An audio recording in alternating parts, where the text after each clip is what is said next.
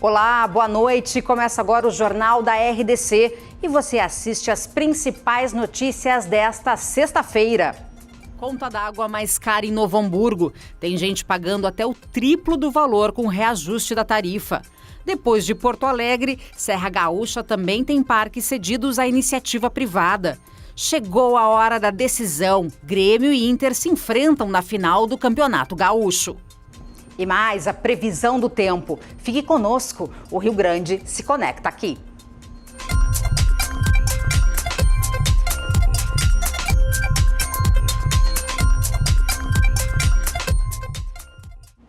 A gente começa o jornal de hoje falando sobre o valor da conta d'água em Novo Hamburgo, no Vale dos Sinos. Ela sofreu um reajuste e agora conta com uma tarifa social. Com isso, alguns pagam um pouco menos e outros têm que desembolsar o dobro ou até mesmo o triplo para manter o abastecimento em casa. A Vera está há 20 anos em Novo Hamburgo. Atualmente, mora só com o marido no bairro Primavera. O uso da água em casa não é nada fora do comum. Limpar as mãos, tomar banho, lavar roupa e a louça, cozinhar. Mas a conta triplicou de fevereiro para março. Foi um susto, foi assim, fiquei desorientada quando eu olhei, eu digo, não pode ser normal isso. Aí, quando o meu marido chegou, a gente conversou, aí ele disse, não, mas eles estão explicando aqui no folder, que eles mandaram, que é isso da Casa Popular não ser num bairro nobre, então nós vamos ter que pagar, né? De acordo com a Comusa, a autarquia que cuida dos serviços de água e esgoto de Novo Hamburgo, houve um reajuste de 6,5% que começou a ser cobrado em março, além de um regulamento tarifário.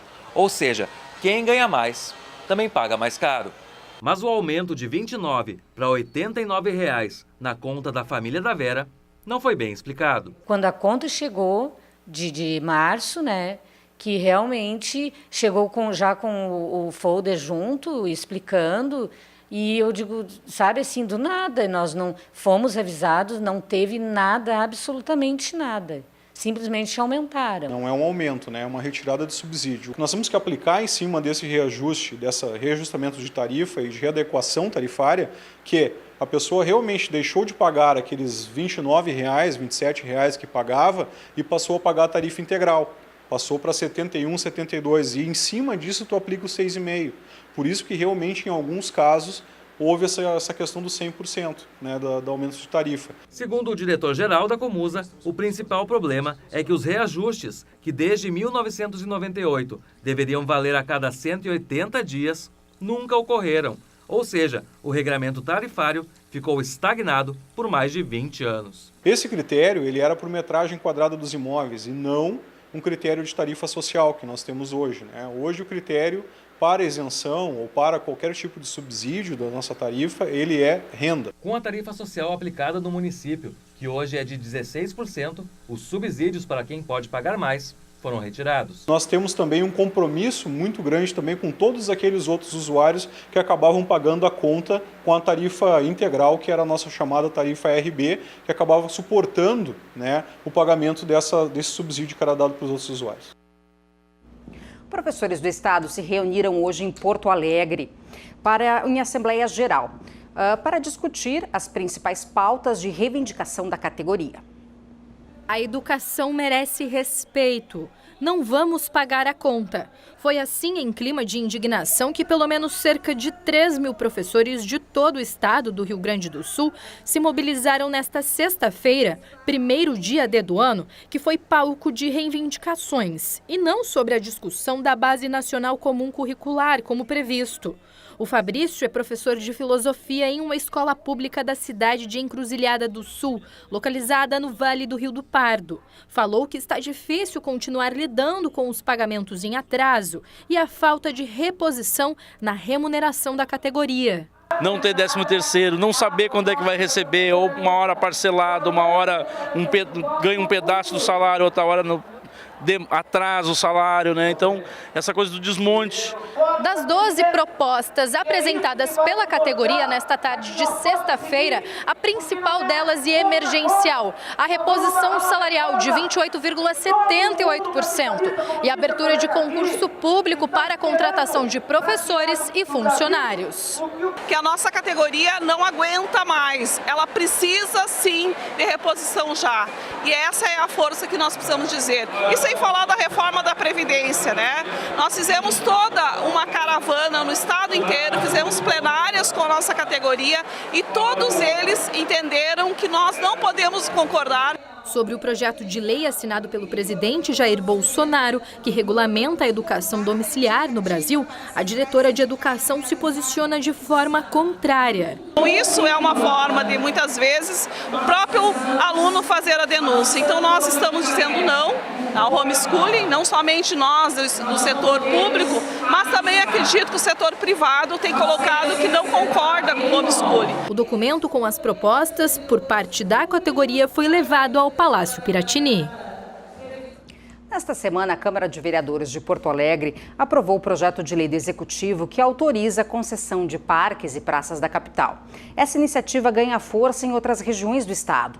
Hoje, em Cambará do Sul, o ministro do Meio Ambiente anunciou o projeto de concessão de parques e florestas na Serra Gaúcha. O ministro do Meio Ambiente, Ricardo Salles, anunciou nesta quinta-feira, em Cambará do Sul, a concessão à iniciativa privada de parques e florestas nacionais do estado. O projeto servirá de modelo para a concessão de parques de todo o país. Participaram do encontro autoridades políticas como o governador Eduardo Leite. A expectativa é que o número de turistas chegue a 1 milhão por ano só nos parques da Serra Gaúcha. O governador, que acompanhou a visita, acredita que a melhor infraestrutura dos parques viabilizará mais investimentos na região. Que nós esperamos possam vir em maior número, com parques mais qualificados, que possam ter equipamentos, sejam restaurantes, hotéis, que ajudem na sustentação econômico-financeira desses parques e, consequentemente, proporcionem melhores experiências para que a gente possa extrair o máximo possível do ponto de vista econômico dessa grande potencialidade que a gente tem, que a natureza nos dá, como é o caso dos cânions do Itaimbezinho, como é o caso em Canela, como é o caso em São Chico, e também outros parques que nós temos aqui no estado que possam ser discutidos, sejam do estado, sejam federal, a oportunidade que a iniciativa privada tem de fazendo investimentos, ajudar a qualificá-los e assim o estado aproveitar economicamente melhor. É importante que as pessoas percebam que há benefícios para todos, aqueles que já trabalham com o turismo, aqueles que poderão trabalhar. É um setor que tem um grande potencial no Brasil, aí não só no Rio Grande do Sul, mas para todo o território nacional. Nós resolvemos iniciar esse trabalho pelo estado do Rio Grande do Sul porque são áreas que nós entendemos já estão maduras para serem concessionadas. Canela, São Francisco de Paula, que vocês chamam de São Chico, e Aparados da Serra, são umas joias realmente do Brasil e do estado do Rio Grande do Sul, e nós, portanto, vamos dar todo o apoio para rapidamente entabular um plano de concessões que prestigie justamente a participação do setor privado, a inovação, o empreendedorismo, as ideias dinâmicas que o setor privado, é inerente ao setor privado isso, o setor privado poderá trazer para o turismo. O presidente Jair Bolsonaro determinou a suspensão do aumento do diesel previsto para hoje. O reajuste anunciado pela Petrobras era de 5,7%. A decisão gerou um forte impacto no mercado. Eu recebo agora Guilherme Macalossi para nos falar que impacto foi esse. Boa noite. Boa noite, Carla. Boa noite a todos os nossos telespectadores. O impacto foi na ordem de 30 bilhões de reais no valor de mercado da Petrobras. O fato é que os acionistas e os agentes financeiros entenderam que se tratava de uma ingerência indevida na empresa aos moldes daquela praticada na época da Dilma Rousseff. E se nós formos analisar o desempenho da Petrobras durante o governo Dilma Rousseff com a política de contingenciamento da atualização do preço, ou seja, preservando o consumidor do impacto das alterações do petróleo no mercado exterior, nós podemos observar ali que houve prejuízos gigantescos para a empresa. E só recentemente, a partir do governo Temer, é que houve uma nova perspectiva de administração da Petrobras e ganhos positivos para uma empresa que tinha perdido bilhões de reais em valor de mercado nos últimos anos. O governo Bolsonaro entrou com uma proposta liberalizante de independência da atuação do setor econômico e esta medida vai na contramão. Aliás, em um encontro no Fundo Monetário Internacional, questionado sobre essa ação, o ministro Paulo Guedes, que é o responsável pela área econômica, disse que desconhecia o que estava se passando no Brasil, ou seja, um atrito. Agora, para onde vai esse atrito não se sabe. O fato, todos nós sabemos, é que o combustível no Brasil é altíssimo. Aqui no Rio Grande do Sul, a média está em R$5. Claro, existe uma questão regional, o ICMS é muito alto, mas existem outros fatores. Monopólio na exploração, pouco investimento, em suma, um conjunto que leva o valor do preço praticado no Brasil, não apenas do combustível usado por nós, a gasolina e o etanol, mas também o diesel, ser muito alto. O presidente estava com medo de que um aumento desta ordem no preço do diesel levasse a um incômodo do setor dos caminhoneiros, que nós sabemos, ano passado, gerou uma paralisação enorme no Brasil.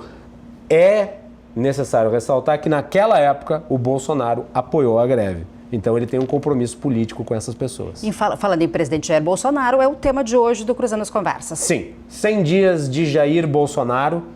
Nós vamos analisar aí quais foram os fatos positivos e quais foram os fatos negativos desses 3 primeiros meses. Estão todos convidados a acompanhar. Bom programa, um ótimo final de semana, nos vemos na segunda. Obrigado, Carla. Segunda-feira, programa especial com o ex-ministro Marum. É verdade, o ministro Marum vai estar aqui na RDC TV e nós vamos ter uma entrevista com ele.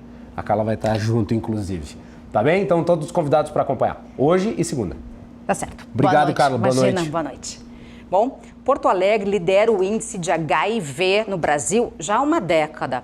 Enquanto a média nacional é de 19,7%, o número sobe para 94,2% a cada 100 mil habitantes aqui na capital gaúcha. É importante se prevenir. E para quem quer ter um diagnóstico de doenças sexualmente transmissíveis, é possível fazer os testes rápidos que têm resultados em 30 minutos. Proposta dos testes rápidos, antes mesmo de oferecer o diagnóstico ao paciente, é uma forma de conscientizar a população sobre a prevenção. Muita gente acha que esse exame serve somente para o fornecimento do diagnóstico. Se o paciente possui ou não HIV, sífilis, hepatites B ou C. Em Porto Alegre, por exemplo, os primeiros testes realizados começaram lá em 2012 e, desde então, há um processo de acolhimento com os pacientes que precisam desse serviço. E a gente conta, assim, com essas campanhas de divulgação, porque percebemos que os usuários acabam vindo apenas naquelas campanhas de Dia Mundial de Luta contra a AIDS, Dia dos Namorados, quando tem uma chamada, mas ele deve ser feito regularmente, sempre que há alguma exposição de risco.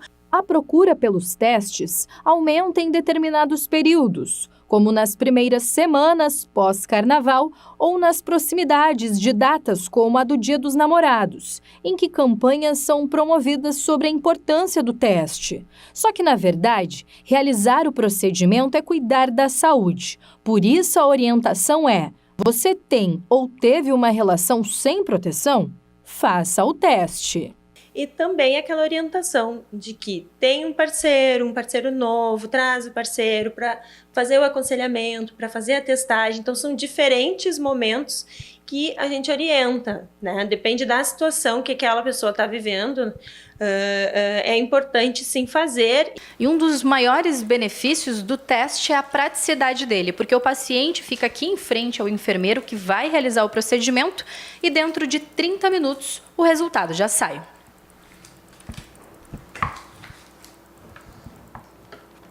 Depois da retirada das gotinhas de sangue, a enfermeira coloca a coleta nestes recipientes. Depois de 30 minutos de espera, o resultado.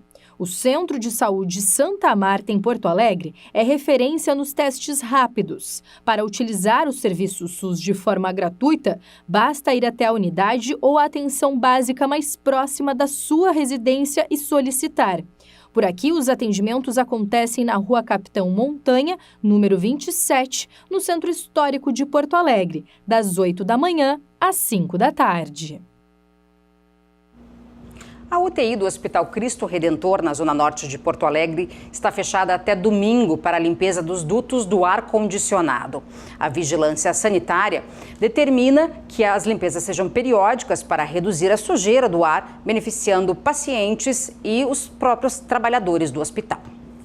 Bem, atenção aos motoristas. A Freeway terá interdição parcial neste final de semana para obras da nova ponte do Guaíba. O que acontece nos quilômetros 95 e 96 em Porto Alegre, na pista sentido capital litoral.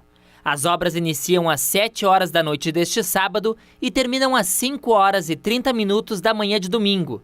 De acordo com o DENIT, a intervenção noturna tem como finalidade a concretagem das lajes pré-moldadas para a construção da nova ponte do Guaíba, que tem 83% das obras concluídas. A seguir, você vai ver a preparação da dupla Grenal para a primeira partida da final do Gauchão. Nós já voltamos.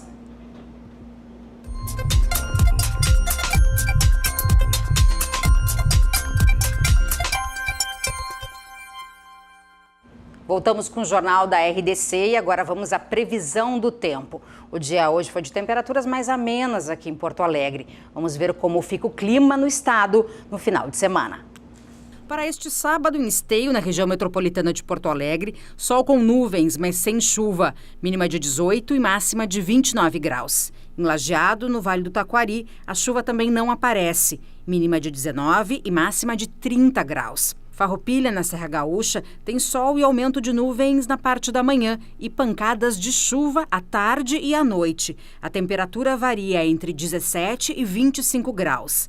Santa Maria tem sol entre nuvens, não chove na cidade do centro do estado, que tem mínima de 15 e máxima de 27 graus.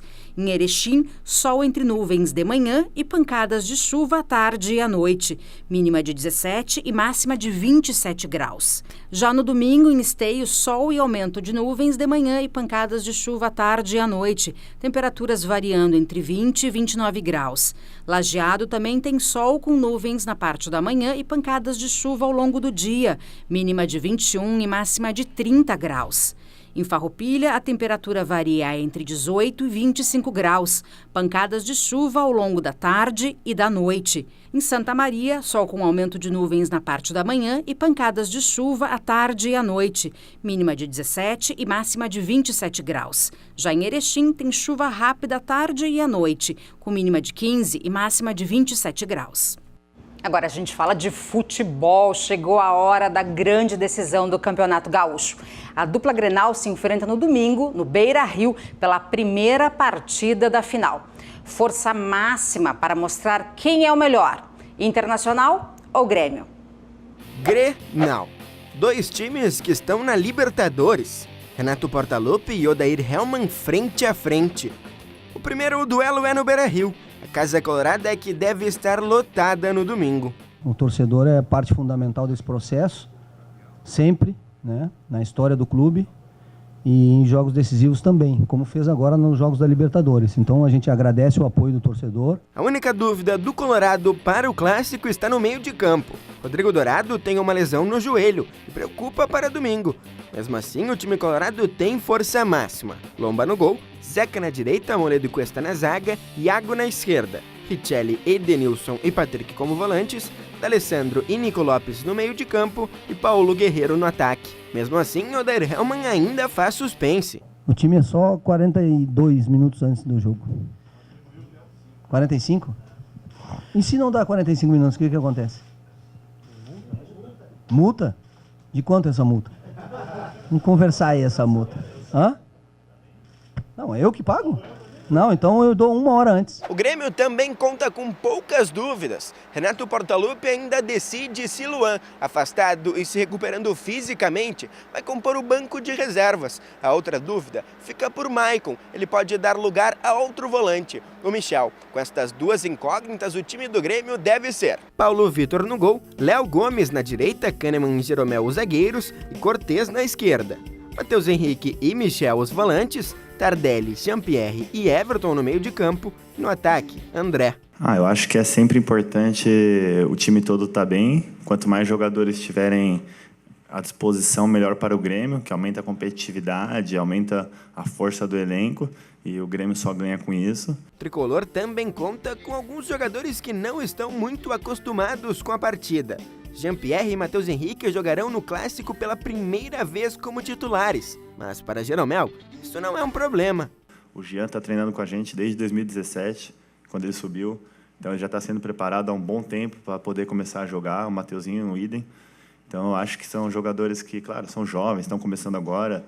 E a gente tenta deixar eles à vontade, mas para aprender e se vivenciar o que é o Grenal, o que é uma final, é só jogando. Os dois times estão em boa fase. O Tricolor depende apenas de si para se classificar na Libertadores. O Inter já está classificado para as oitavas, mas só saberemos quem vai dançar ou comemorar depois do domingo. Eu já estou aqui com o Ribeiro Neto.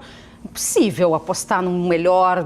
Grenal é Grenal, né? Boa noite. Boa noite. E é isso mesmo. Não tenho que inventar, não vou ficar aqui teorizando a respeito das possibilidades de cada um, porque isso, quando a bola começa a rolar, pode ser completamente modificado, né? E você está vendo, eu já fiquei careca, né? E por que isso? Porque o Grenal tem uma história muito longa. Cansei de ver um time no melhor momento, né? Foi lá e ganhar. O Grenal é muito mais pegado do que jogado, é pelhado, numa gíria bem gaudéria, né? É muita atitude. E é isso que o torcedor espera, né? Porque o torcedor gosta.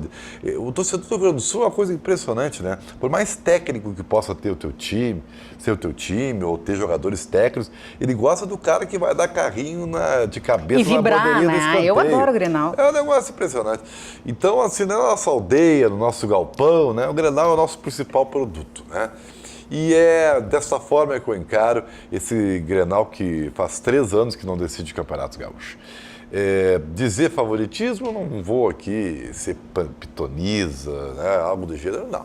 O Grenal é parelho, o Grenal é equilibrado, é decidido no detalhe, goleadas acontecem, mas são extemporâneas, são muito raras, e acho que nós vamos ter um Grenal decidido no detalhe novamente. E isso é chover no molhado. Portanto, vamos ao jogo. Na segunda-feira a gente comenta quem foi melhor e quem conseguiu ganhar no detalhe aí mesmo. Nós vamos com os pormenores. Exatamente. Um ótimo final de semana e até segunda. Para vocês também. Tá certo. Abraço. Obrigada, querida. Bom, a gente encerra o Jornal da RDC com uma dica cultural para o final de semana. A Fundação Iberê Camargo recebe visitantes para a residência artística no ateliê de gravura do espaço. Do lado de fora, o Guaíba. E aqui dentro, uma mistura de cores, traçados e texturas de encher os olhos. É a causa indígena, a mitologia guarani, expressas na técnica da gravura em metal. O Xadalu é o artista visual que está produzindo as peças. Foi um dos destaques do Prêmio Açorianos de Artes Visuais em 2019. E a gente trouxe para dar uma visibilidade cada vez mais à cultura guarani-imbiá, que está esquecida no Sul, como sempre foi, né? É a plateia nos bastidores. O coordenador do ateliê explica que a proposta é integrar os visitantes na produção. E é uma experimentação em gravura, né? Geralmente são artistas que não fazem a gravura em metal, que é um ponto bom, porque daí ele acaba realmente entrando nesse mundo novo, né? Para quem quer conhecer de perto os desafios dessa arte, o ateliê abre excepcionalmente neste sábado o espaço das 2 às 5 horas da tarde. O Iberê Camargo fica na Avenida Padre Cacique, número 2000. Tá aí. O Jornal da RDC fica por aqui. Agora você fica com o Cruzando as Conversas. Uma boa noite e um ótimo final de semana.